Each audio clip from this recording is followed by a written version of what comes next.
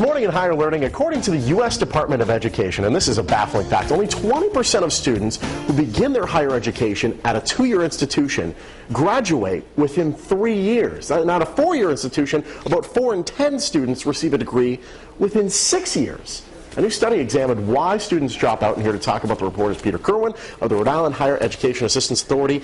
That baffles my mind. That's incredible. It's some scary stuff. I mean, the Public Agenda put out this report last week with underwriting from the Gates Foundation. It was called With Their Whole Lives Ahead of Them. And basically the idea was, let's look at why students are dropping out of college early. And what they found out was, that whole ideal of Joe College, somebody who goes to campus after falling in love with a school, lives on campus for 4 years and goes to football games and is involved in the life of the community. It just isn't happening for a lot of students. What we're seeing instead is, in many cases, only 25% of students go through that 4-year period and live on campus in a residential situation.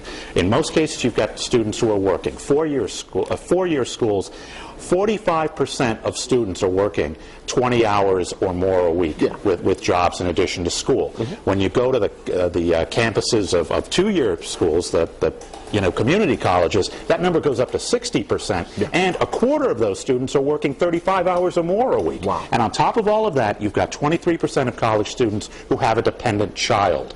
So, I mean, what that is telling the folks in the report is that, students are just not having that traditional kind of experience. And what's happening is they're not dropping out because they don't like it or because they're bored with it. They're dropping out because the job schedules just conflict with being able to be on campus and do their studies. What can students do so they don't drop out, or what can we do to make sure students don't drop out? Well, they've pointed to a couple of different things in the system to work on. I mean, one is to provide some of those full-time benefits that college students get, the health care, tuition assistance. Some of those programs are not made available to part-time students. So the idea is, let's expand that. That'll certainly help a great deal. The other part of the other side of the coin is, try to be more flexible, offer classes at night or on weekends, so that people who do have rigorous job schedules can handle, the course workload and have that flexibility at school. And a weird bit of irony, because this whole report was done with the Gates Foundation, which is Melinda and Bill Gates, correct?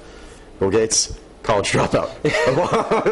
Imagine of all the things. But there's a lot of people that are working out there, and they're working towards their degree, so hopefully they stay in school. Yeah, exactly. And the idea, one thing too that came out of this, 97% of all those students who have dropped out still say they want their children to go to college. So they understand the value of it. They know what it means. So we've really got to work on that. Peter Kerwin, thank you so much for joining us. If you want more information on the report or College Bound Fund, head to our website, foxprovidence.com. All right, gentlemen.